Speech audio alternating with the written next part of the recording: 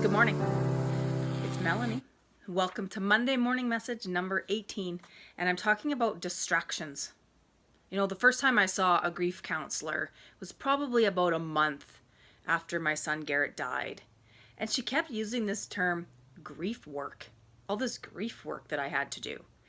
And I didn't really understand what she meant at first, but it didn't take me long to realize that grieving a loss like that of my son was work.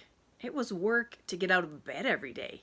It was work to think about the future and to just tackle any tasks that I had to do each day.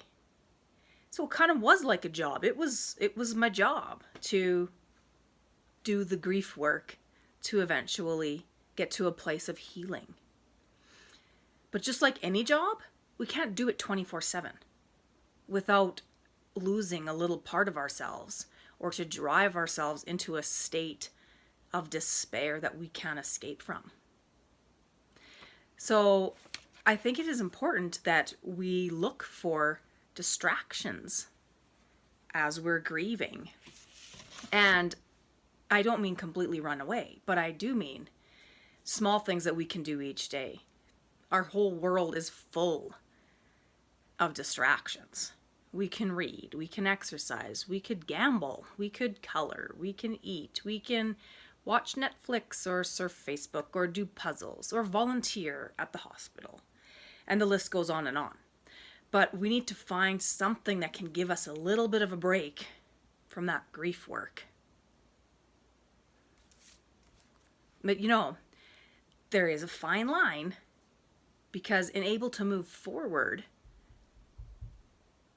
in your grief and your loss, you really do have to do that grief work. So as important as it is that we find some distractions to give us a little break, it's equally as important that we come back and use some of that energy to begin to heal. You know, sometimes the danger in embracing distractions for too long is that they can turn into addictions. You know, an addiction doesn't have to be drugs or alcohol to be harmful. Anything that begins to control your life and keeps you away from doing the things that you need to do is an unhealthy addiction. Okay. And that said, there is no right or wrong time limit for the distractions that you need.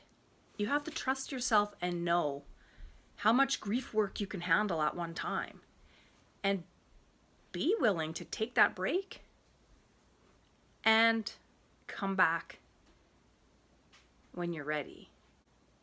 And if you don't know what that looks like, don't think twice about seeking some professional help if you don't feel that you're making any progress after 2 or 3 months. But most of all, trust yourself and take care of yourself. Thank you. I will talk to you next week.